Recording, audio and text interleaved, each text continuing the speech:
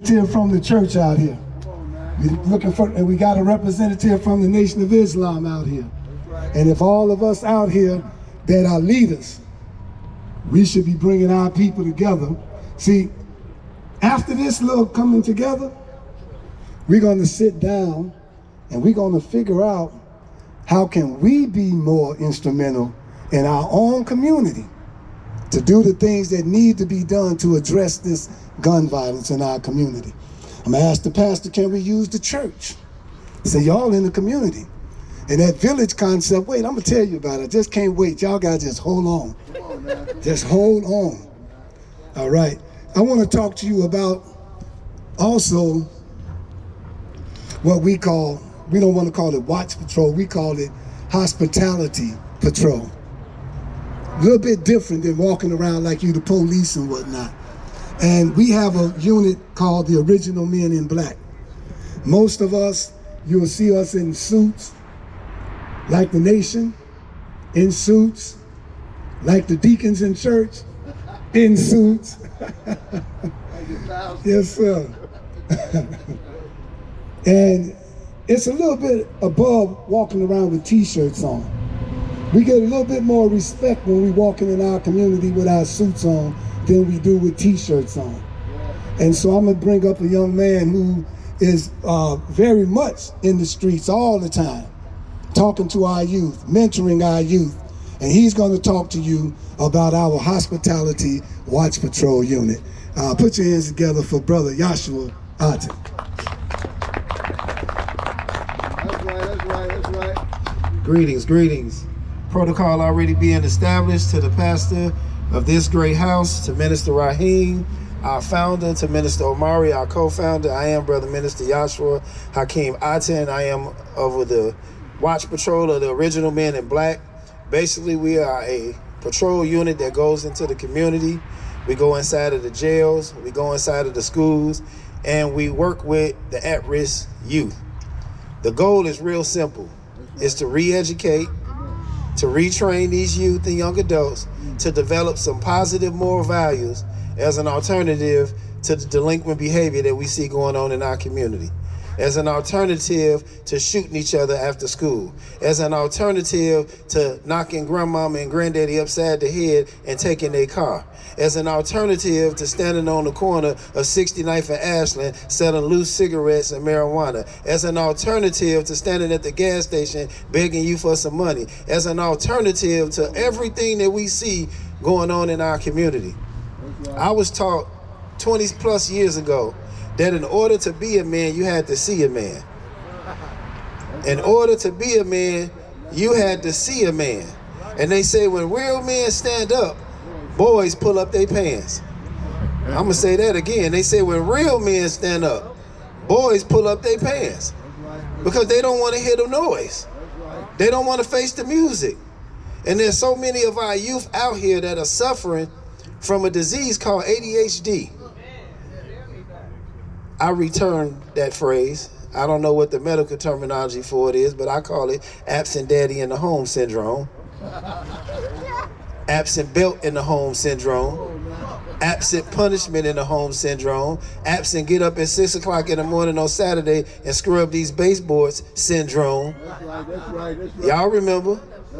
There were things that we had to do that kept us in line, that didn't give us the time to get in trouble. And so we have to be involved in our young people's life. We no longer can say, well, as long as my children are okay, I'm not going to worry about the shooting until it hit my family. I remember in 1991 when Chicago became the #1 city in America for homicides. We had reached over 1,000. I think it was the first time in history that we got to 1,000. And I remember that was like the first year of me being out of high school. And I remember sitting on grandmama's porch with the Sun-Times. They listed all 1,000 of the victims, and we sat there with a yellow highlighter. And over 500 of them I knew by first and last name at 19 years old. That was 1991. This is 2024, and we're still averaging 1,000 homicides a year, except the Sun-Times ain't putting it in the paper no more. Nobody's talking about it on the news anymore. And the killing that's going on now is not gang related. It's not drug related, because ain't no drugs in the street. Ain't no real gangs in the street. It's just a bunch of angry, disgruntled children because somebody didn't do right by them, because some parent didn't feed them, because of the living conditions that they all live in. And they are acting out because ain't nobody gave them a hug. That's why we are hospitality patrol. So we find out what the issue is, and then we want to help bring resources to you, your family, your brothers, your sisters, and everybody in the community. Because what good do it do to mentor him after school if he got to go back home to the same mess that created him? If you ain't going to follow him home and you ain't going to deal with the household, how you going to change and make solutions happen in his life? And that's one of the challenges that we have, and one of the solutions that we offer is that we don't just mentor the young man, we going to deal with the whole family. Because oftentimes you would know why he acting like he act if you follow home. And we can't be afraid of our youth, nor can we be afraid of their parents. If you come with the Spirit of God and you come with the love of Jesus Christ, there's nothing you should ever be afraid of. Nothing. He went in the highways and byways. He wasn't afraid.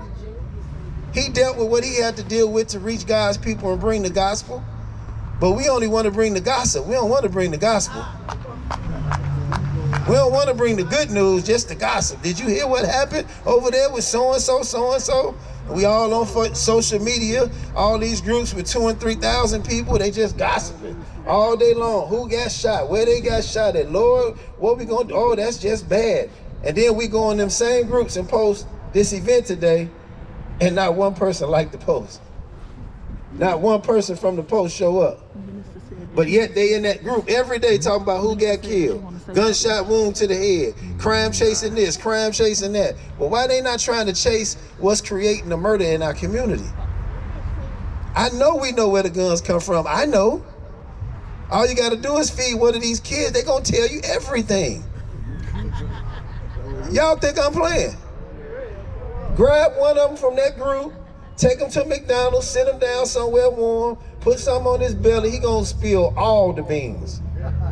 Ain't no such thing as no snitching in the community. They'll tell you what's going on. They'll tell you who they got the gun from. They'll show you the Facebook group that they bought the gun off of. They'll show you the 6 different people that they had to Zelle money to equal up to the amount to get the gun. Go ahead. Somebody know what I'm talking about. The kids will tell you. The same thing with the drugs. The kids will show you. My son showed me the group. This little boy had guns in the group. He had drugs in the group. He had e-books on how to steal cars. I mean, he was getting it in this group. And every time you bought something, you had to Zelle 6 different people the money, and then your package would show up at your door. Can y'all believe that's how they getting guns delivered to the door? You meet somebody on the bus stop and they leave something there for you, and you pick it up, and you know, you just get a message on Messenger, your package have arrived, and you go open up the door, and there's your quick kill weapon of mass destruction. The devil is a lie. And don't think they paying thousands of dollars to get these guns either. They paying next to nothing for brand new guns. See, they figured out if they're gonna gentrify the community and take back this property, let's just dump a bunch of guns in the community and let them kill each other. That way we don't have to go in and tear up none of the property. We don't have to destroy the infrastructure. They'll just kill each other off.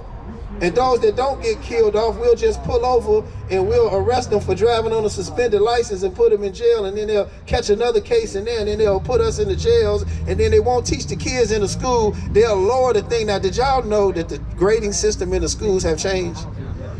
Do you know now passing is getting a 50%? 50% is passing now. You can't fail as long as you got perfect attendance. You can't fail a class no more. No child left behind. But yet they graduating them and they can't read. Can't write their name. You can't read. So how are you gonna succeed if you can't read? What you gonna learn in the church if you can't read? How you gonna understand Jesus if you can't pick the Bible up and read the scripture? Do y'all understand what we really dealing with? We really got to wrap our hands around our youth, and we want you all to join us. This is not a group that has any religious affiliation, no political affiliation, none of that. It's just a group of concerned black men who are sick and tired of being sick and tired of being sick and tired of being sick and tired. It don't matter about your religious affiliation. It don't matter if you Muslim, Christian. We want all the affiliations and the street ones too, because depending on who we dealing with, that's how we be able to be successful. You can't go and tear a town and everybody in your group used to be a GD. Y'all talk back to me. You think it's gonna work? Am I lying? You can't go to somebody who was raised in the church with their grandmama and you got a bow tie on and all he heard his whole life was them Muslims going to hell. Y'all know I ain't lying. So you gotta have somebody from everything in your group. That's a science. You can't go in the Hispanic community and don't speak Spanish. So in the black community, we gotta speak religious language. We gotta speak religious tongue to our people. We gotta speak that street tongue to our people too, so that they can relate to us, so that we can get them off of that wall and get them off of them drugs and get them off that alcohol so they can stop wanting to harm each other. My children go to Inglewood, stand right down here on 69th Street. It's a fight almost every day. And it's not gang related.